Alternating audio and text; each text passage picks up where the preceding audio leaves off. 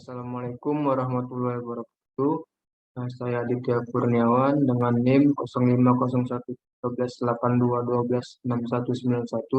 dari kelas Agribisnis di Palembang.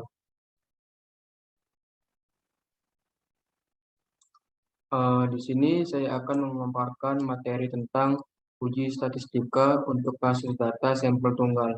Adapun uji yang ingin diuji yaitu uji satu sampel C kuadrat, satu sampel Kolmogorov Smirnov, uji RAN, uji tanda, dan uji peringkat bertanda Wilcoxon. Uji ini dapat digunakan untuk menentukan yang pertama adanya perbedaan-perbedaan yang berarti antara frekuensi yang diamati dengan frekuensi yang kita harapkan berdasarkan prinsip-prinsip tertentu. Yang kedua, adakah perbedaan yang berarti antara proporsi yang diamati dengan proporsi yang kita harapkan berdasarkan prinsip-prinsip tertentu. Dan yang ketiga, adakah alasan untuk percaya bahwa sampel ini telah ditarik dari suatu populasi tertentu? Baik, langsung saja masuk ke uji yang pertama. Yang pertama itu uji C kuadrat. Uji C kuadrat digunakan untuk mengetahui apakah ada perbedaan di antara berbagai kategori yang dibuat dari sejumlah objek, subjek, atau jawaban responden. Uji C kuadrat tujuannya ingin menguji hipotesis apakah terdapat perbedaan yang nyata antara banyaknya frekuensi yang diamati dari objek tersebut atau jawaban yang diharapkan atau frekuensi yang diharapkan berdasarkan hipotesis nol. Rumus C kuadrat yaitu C kuadrat sama dengan sigma I sama dengan 1 sampai dengan K OI dikurang EI kuadrat per EI, di mana OI itu banyaknya kasus yang diamati dalam kategori ke I, EI, di mana banyaknya kasus yang diharapkan dalam ke 1 di bawah hipotesis 0 atau H0. K itu banyaknya kategori, maka kaidah keputusannya C kuadrat hitung lebih besar dari C kuadrat alfa atau DB, maka tolak H0. C kuadrat hitung lebih kecil sama dengan dari C kuadrat alfa atau DB, maka terima H0. Nilai C kuadrat dapat dilihat pada tabel C atau buku Segel. Baik, langsung saja masuk ke contoh soalnya. Seorang manajer pemasaran sebuah pabrik kartu olahraga merencanakan membuat seri kartu dengan gambar pemain sepak bola terkenal. Pemain terkenal tersebut adalah Messi, Ronaldo, Schneider, Torres, Xavi, dan Gerrard. Di hari terakhir, ia berhasil menjual sebanyak 120 kartu. Tingkat signifikasinya adalah alfa sama dengan 0,05. Di sini ada tabel dari pemain terkenal tersebut. Maka uji apakah popularitas pemain mempengaruhi tingkat penjualan kartu olahraga tersebut seandainya tidak ada perbedaan yang signifikan pada popularitas para pemain. Penyelesaiannya untuk H0-nya itu distribusi penjualan kartu olahraga sama atau tidak dipengaruhi popularitas. Untuk H alternatifnya itu distribusi penjualan kartu olahraga ada yang tidak sama atau dipengaruhi popularitas. Selanjutnya kita membuat tabel OI seperti ini, di mana EI itu 120 dibagi 6 sama dengan 20, maka didapatkan tabel OI dan EI seperti ini. Selanjutnya kita membuat tabel seperti ini untuk mempermudah mencari C kuadrat. Maka C kuadrat hitung sama dengan sigma I sama dengan 1 sampai K OI dikurang EI kuadrat per EI. Maka didapatkan C hitungnya itu 34,4 dan DF-nya itu 5. Maka C kuadrat 5 0,5 sama dengan 11 0,7. Maka keputusannya tolak H0 karena C kuadrat hitung lebih besar dari C kuadrat tabel. Kesimpulannya, dengan tingkat signifikansi 5% terdapat cukup bukti untuk menyatakan bahwa distribusi penjualan kartu olahraga ada yang tidak sama, atau dengan kata lain, penjualan kartu dipengaruhi oleh popularitas pemain.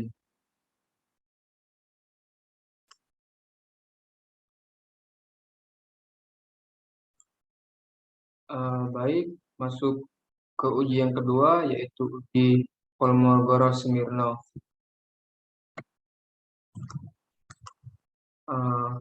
Di Kolmogorov-Smirnov dapat digunakan untuk membandingkan tingkat kesesuaian antara distribusi serangkaian nilai sampel yang berasal dari hasil observasi dengan suatu nilai distribusi teoritis tertentu, sehingga kita dapat menyimpulkan nilai dari sampel memang berasal dari distribusi teoritis tersebut. Uji Kolmogorov-Smirnov pada dasarnya menghitung distribusi frekuensi kumulatif yang bakal terjadi di bawah distribusi teoritisnya dan membandingkan distribusi frekuensi hasil observasi dengan distribusi frekuensi kumulatif teoritis. Nah, dengan uji ini kita ingin menetapkan suatu titik di mana kedua distribusi tersebut memiliki perbedaan terbesar. Rumus dan kaidah keputusan uji Kolmogorov-Smirnov. Untuk rumusnya itu d max sama dengan mutlak f0x dikurang snx, di mana f0x itu distribusi frekuensi kumulatif teoritis di bawah H0, snx itu distribusi frekuensi kumulatif dari hasil observasi, X itu sembarang skor yang mungkin, dan D itu deviasi. Untuk kaidah keputusannya, untuk sampel berukuran kurang dari 35 dihitung lebih besar sama dengan D alpha X, maka tolak H0. Untuk dihitung lebih kecil sama dengan D alpha X, maka terima H0. Nilai D alpha X dapat dilihat pada tabel buku Segel. Untuk sampel berukuran lebih besar dari 35, nilai D alpha X dapat dilihat pada tabel buku Segel dengan rumus tertentu yang sudah disediakan. Baik, langsung saja masuk ke contoh soal. Seorang ahli pembuat kue ingin menguji apakah ada kecenderungan selera pembeli terhadap kadar gula campuran kuenya. Dia membuat 8 macam campuran kue yang berbeda kadar gulanya. Campuran kue A mempunyai kadar gula yang paling rendah, lalu kue H kadar gula yang paling tinggi. Kemudian dia mempersilakan hasil olahannya untuk diuji oleh 16 orang penguji. Kue mana yang disenangi? Hasil pengujian menunjukkan bahwa jumlah yang memilih kue adalah A itu sama dengan 0, B itu sama dengan 1, C itu sama dengan 2, D sama dengan 5, E sama dengan 5, F sama dengan 2, G sama dengan 1, H sama dengan 0. Apakah kadar gula mempengaruhi selera pilihan? Maka gunakan alfa 5%. Baik, penyelesaiannya untuk H0-nya itu frekuensi A sama dengan frekuensi B sampai dengan frekuensi H. Maka H alternatifnya itu frekuensi tidak semuanya sama. Kita membuat tabel frekuensi seperti ini. Untuk frekuensi untuk F0x yaitu 1/8, untuk F0x frekuensi B itu 2/8, untuk F0x frekuensi C itu 3/8, F0x untuk frekuensi D itu 4/8, F0x frekuensi E itu 5/8, F0x frekuensi F itu 6/8, F0x frekuensi G itu 7/8, dan frekuensi H itu 1. Maka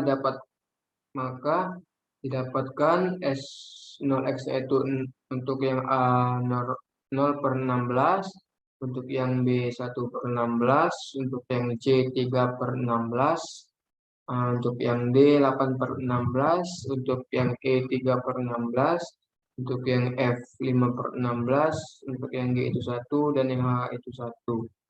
Maka untuk deviasinya didapatkan untuk yang A 0,125, untuk yang B 0,1875, untuk yang C 0,1875, untuk yang D 0, untuk yang E 0,1875, untuk yang F 0,1875, untuk yang G 0,175, dan untuk yang H itu 6.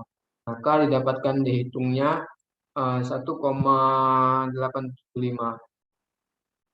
Untuk keputusannya dengan alfa 0,05 dihitung maksimal lebih kecil dari D tabel, yaitu 0,1875 lebih kecil dari 0,328.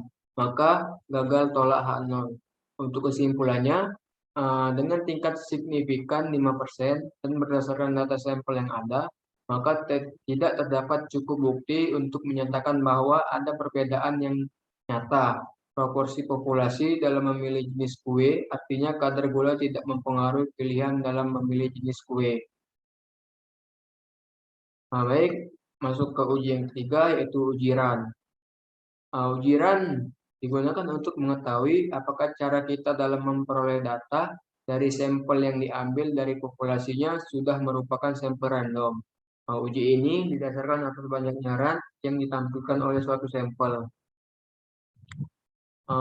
RAN ini diperoleh didasarkan atas urutan di mana skor atau observasi itu diperoleh. RAN didefinisikan sebagai suatu urutan lambang-lambang yang sama yang diikuti serta mengikuti lambang-lambang yang sama, yang diikuti serta lambang-lambang yang berbeda, atau tidak mengikuti atau diikuti lambang apapun. Langkah-langkah pengujian RAN pertama menyusun observasi ke dalam N1 dan N2 menurut urutan kejadian. Kedua, menghitung jumlah RAN-nya atau R. Yang ketiga, menghitung nilai kritis dan R dengan ketentuan sebagai berikut.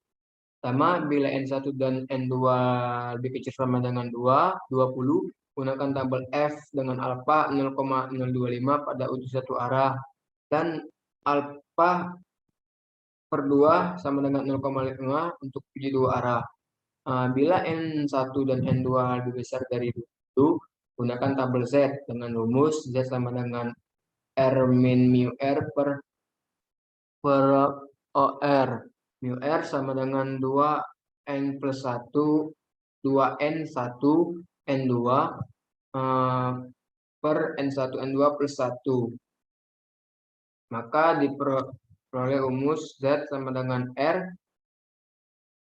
Z sama dengan R min 1, Z sama dengan R min 2N1, N2 per N1, N2 plus 1. Akar 2N1, N2 dikali 2N1, N2 min N1 min N2 per N1 plus N2 kuadrat dikali N1 plus N2 min 1.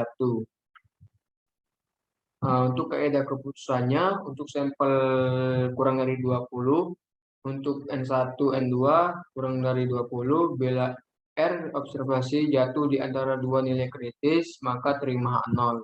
Yang kedua, bila observasi jatuh pada F2 alfa atau F atau kurang dari F1 alfa, maka tolak H0.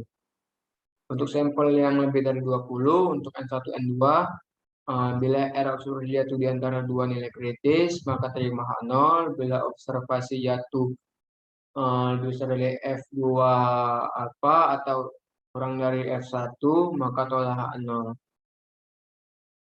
Untuk contoh soalnya itu, diperoleh sampel sebanyak 22 lampu pijar yang dinotasikan sebagai G atau produk gagal dan B produk baik, dan disajikan sesuai urutan pengambilan, yaitu G, B, B, B, G, B. Disesuaikan urutan pengambilan sebagai berikut. Apakah sampel tersebut bersifat acak? Kita gunakan alfa 5%. Untuk penyelesaiannya itu, kita cari dari huruf tersebut ada beberapa yang sama. Langsung saja, R-nya itu 12, NB-nya itu 14, NG-nya itu 6, N sama dengan 20. Maka mu R-nya 2 dikali 6, 14, dikali 6 per 14 plus 6 plus 1, maka hasilnya 9,4. Untuk sigma R-nya itu akar 2 dikali 14 dikali 6 dalam kurung 2 dikali 14 kali 6 min 14 min 6 per 14 plus 6 kuadrat dikali 14 plus 6 min 1. Maka didapatkan akar 24. 24864 per 7600, maka hasilnya 1080 1,8087. Maka untuk R mu per R, sigma R sama dengan 12 min 9,4 per 1,8087 didapatkan hasil 1,4375. Maka diperoleh dari tabel distribusi normal p-value sama dengan 0,064 karena p-value lebih besar dari alfa 0,5, maka H0 ditolak. Kesimpulan, H0 tidak ditolak, maka sampel bersifat acak. Baik, masuk ke uji yang keempat, yaitu uji tanda. Uji tanda ini digunakan untuk membandingkan median populasi dengan skala ordinal yang dilambangkan dengan tanda plus dan min, tergantung dari nilai beta mediannya. Data yang diperoleh dari hasil observasi yang akan dianalisis diubah menjadi serangkaian tanda-tanda tersebut. Langkah-langkah pengujian. Pertama, menghitung nilai beta XI dikurang M0. Nah, bila beda tersebut positif diberi tanda positif dan bila negatif diberi tanda negatif. Di manakah sama dengan variabel acak yang menyatakan jumlah tanda yang kita kehendaki menurut hipotesis yang diberikan. Maka sama dengan nilai statistik uji yang diamati. Untuk hipotesisnya itu uji 2R itu H0 sama dengan M sama dengan M0. Untuk hal alternatifnya itu M sama dengan M0. Untuk kaidah keputusan 2P dalam kurung K lebih kecil dari KNP, lebih kecil dari alfa, maka tolak K0. K lebih besar sama dengan dari alfa, terima 0. Atau P dalam kurung K lebih kecil dari NP, kurang dari alfa per 2 tolak K0. Kalau lebih besar sama dengan alfa per 2, terima 0.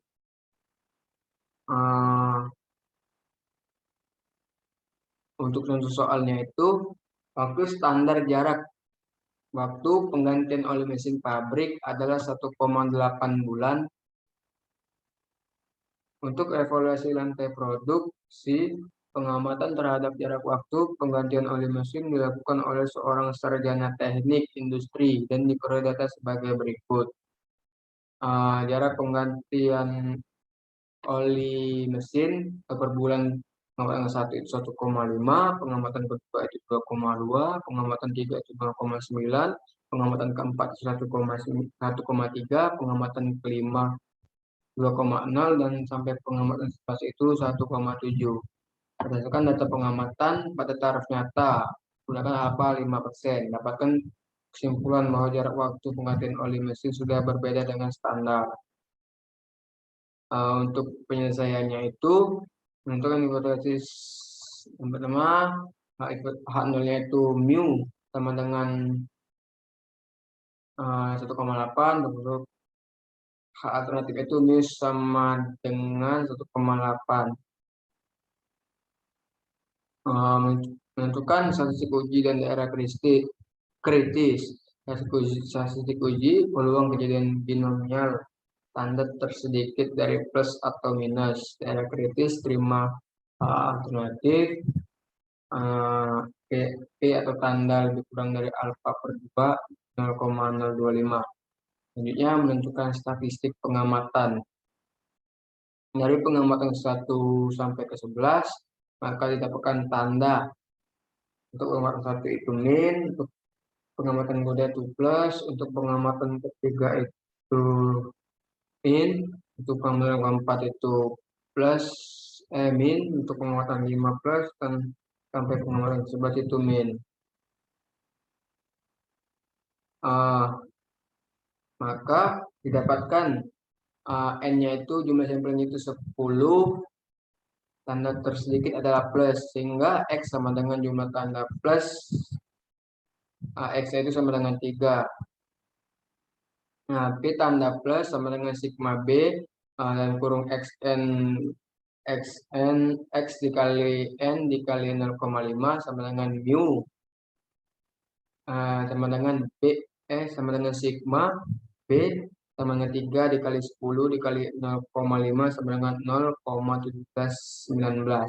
Untuk kesimpulan pengujian, karena P tanda lebih besar dari signifikan level, yaitu 0,1719 lebih besar sama dengan dari 0,025, maka tidak cukup bukti untuk mengatakan bahwa terjadi perubahan median. Selanjutnya masuk uji yang kelima, yaitu uji peringkat bertanda Wilcoxon. Uji peringkat bertanda Wilcoxon uji ini sama dengan tujuannya uji tanda terdahulu, yaitu membandingkan median hipotesis dengan median hasil observasi. Namun dalam uji peringkat bertanda Wilcoxon ini kita menggunakan skala interval, yaitu dengan memperhitungkan besar selisih antara median observasi dengan median hipotesisnya, atau M sama dengan M0. Nah, untuk asumsinya, yang pertama merupakan sampel acak berukuran N dari suatu populasi dengan median M yang belum diketahui. Yang kedua merupakan variabel kontinu. Yang ketiga sampel berasal dari populasi yang simetrik. Yang keempat skala pengukuran minimal menggunakan skala nominal. Yang kelima pengamatan yang saling bebas. Untuk hipotesisnya itu yang pertama uji 2 itu gunakan H0 sama dengan H0, M sama dengan M0. Untuk algoritma M sama dengan M0, ada keputusan bila T hitung lebih kecil sama dengan D, maka tolak H0. Yang kedua uji satu arah, untuk H0-nya itu M sama dengan M0 atau lebih sama dengan M sama dengan M0 atau lebih besar sama dengan, untuk alternatif itu M lebih kecil dari M0. Pada hipotesis ini, bila nilai T plus cukup kecil, kita akan menolak H0. Kaidah gaussanya, bila T hitung lebih kecil sama dengan dari D alpha N, tolak H0. Jika T hitung lebih besar dari D alpha N, terima H0. Untuk uji satu arah, H0 itu M dengan MO atau lebih kecil sama dengan, untuk alternatif itu M sama dengan lebih besar dari MO, M0. Pada hipotesis ini, bila nilai T cukup kecil, kita akan menolak ke H0. Pada keputusan bila T itu lebih kecil dari sama dengan D alpha N, tolak H0. Bila T hitung lebih besar dari D alpha N, terima H alternatif. Terima H0. Langkah-langkahnya mencari T hitung yaitu dari nilai T plus atau T min yang menghasilkan jumlah terkecil. Dua kurangi nilai median pengamatan XI dengan median hipotesis atau M0. Untuk mencari nilai DI atau sama dengan XI dikurang M0. Berilah peringkat selisih ini. Yang ketiga, berilah peringkat selisih ini dari selisih yang paling kecil ke yang paling besar dengan melihat nilai mutlaknya. Yang keempat, berilah tanda terhadap hasil masing-masing peringkat tersebut sesuai dengan tanda deviasinya. Yang terakhir, mencari T hitung yaitu dari nilai T plus atau T min yang menghasilkan jumlah terkecil.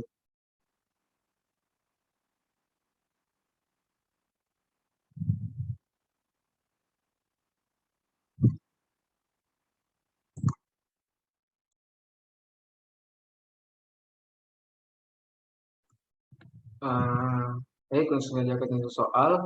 Uh, Suatu studi yang dilakukan untuk melihat tingkat pemakaian pupuk urea di daerah irigasi Belitung, Oku. Selama 10 tahun terakhir ini didapat besarnya median skor pemakaian pupuk tersebut yaitu 119.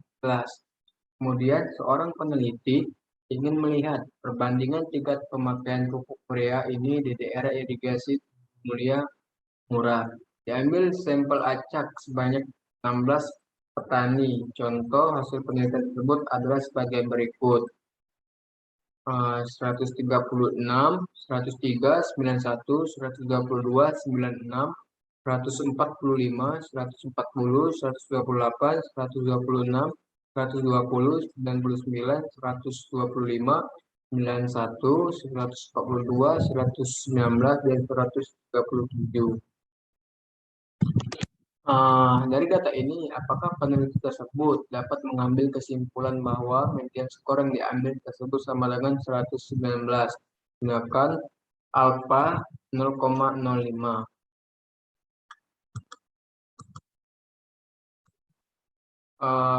Untuk H0-nya itu M sama dengan 119, untuk H alternatifnya itu M tidak sama dengan 119, alfanya 0,05. Selanjutnya kita buat tabel seperti berikut. Seperti berikut ini. Diperoleh dari tabel ini untuk T-minnya itu 40,5 dan T plusnya itu 64,5. T merupakan statistik uji dalam kasus ini karena T-min sama dengan 40,5 lebih kecil dari T plus 64,5. Maka statistik uji kita adalah T sama dengan 40,5. Sampel ke-15 yang disingkirkan dari ke-15 disingkirkan dari analisis ini karena yang memberikan nilai T sama dengan 0.